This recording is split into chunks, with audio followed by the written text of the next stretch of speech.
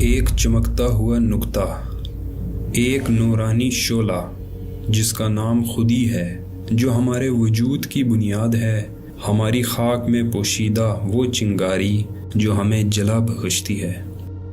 یہ عشق ہے جو اسے دوام بخشتا ہے، اسے روشن کرتا ہے، اسے حرارت دیتا ہے اور زندگی عطا کرتا ہے۔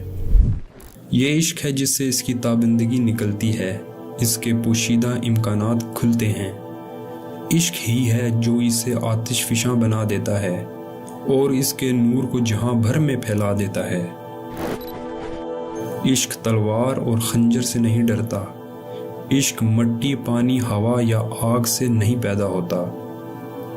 عشق کی نگاہ سخت پتھر کو بھی توڑ دیتی ہے۔ حق کا عشق آخرکار خود حق کی مکمل صورت بن جاتا ہے، یعنی حق کے ساتھ عشق آخر خود حق بن جاتا ہے۔ تو بھی عاشقی سیکھ اور کوئی محبوب تلاش کر، نوح علیہ السلام کی آنکھ اور ایوب جیسا صبر مانگ۔ حضرت نوح علیہ السلام کی آنکھ یہاں تلمیح کے طور پر بیان ہوئی ہے۔ حضرت نوح علیہ السلام کو کفار سے سخت قسم کا واسطہ پڑا، وہ اللہ کے حضور گڑ گڑا کر روتے رہے۔ اس سے ان میں گداز دل پیدا ہوا جو عشق میں یا مقصد و محبوب تک رسائی کے لیے بڑا ضروری ہے۔ حضرت ایوب علیہ السلام کا صبر مشہور ہے، سخت سے سخت آزمائش میں بھی انہوں نے صبر سے کام لیا۔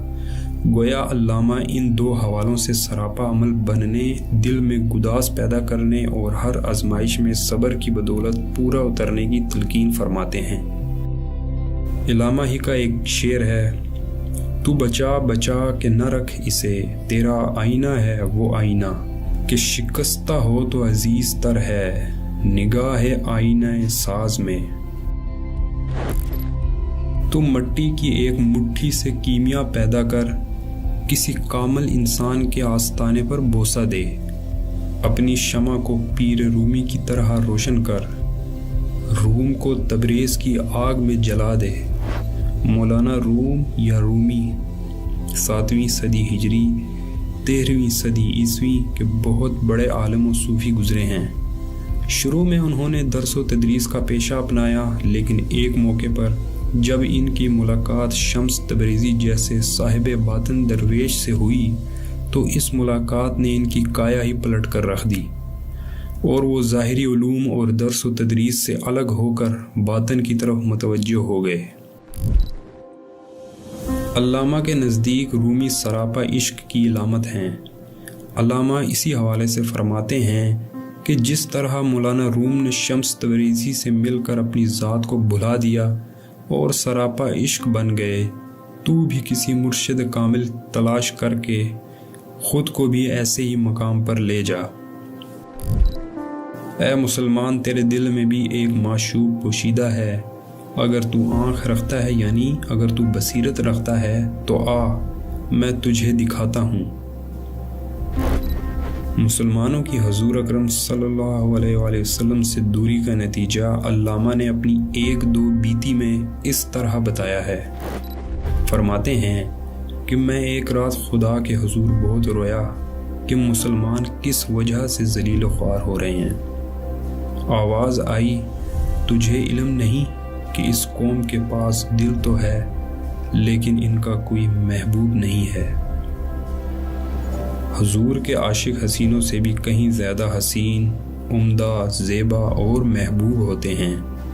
آپ سے پیار کرنے والے زیادہ حسین اور خوبصورت ہو جاتے ہیں۔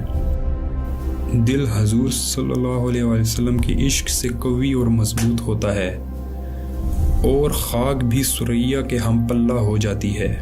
نجد کی خاک حضور صلی اللہ علیہ وسلم کے فیض سے حرکت پذیر ہو گئی، اس پر ایسی وجد کی کیفیت طاری ہوئی کہ وہ آسمانوں پر جا پہنچی۔ مصطفیٰ کا مقام مسلمان کے دل میں ہے، ہماری عزت و آبرو مصطفیٰ صلی اللہ علیہ وسلم کے نام مبارک سے ہے۔ کوہ طور حضور کی دولت خانے کی گرد کی ایک لہر ہے اور آپ کا کاشانہ مبارک کعبہ کے لیے بیت الحرم یعنی عزت کا گھر کی حیثیت رکھتا ہے۔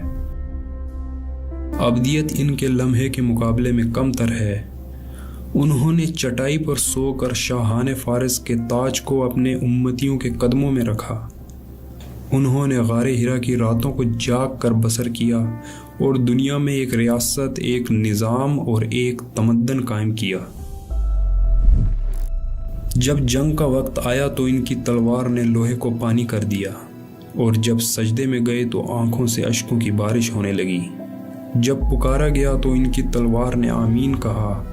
انہوں نے بادشاہت کے بوسیدہ نظام کو مٹا دیا۔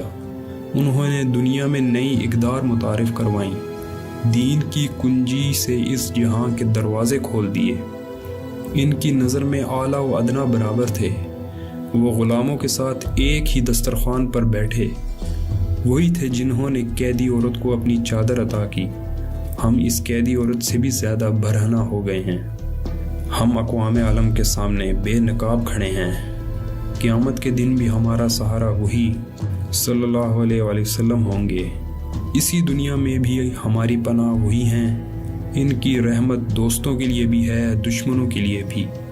انہوں نے دشمنوں پر رحمت کے دروازے کھولے۔ انہوں نے مکہ والوں کو پیغام دیا، آج تم پر کوئی الزام نہیں۔ ہم جو کسی قوم کی سرحدوں میں قید نہیں، ہماری وحدت آنکھ کی روشنی کی مانند ہے جو دو آنکھوں کے باوجود ایک ہی ہوتی ہے۔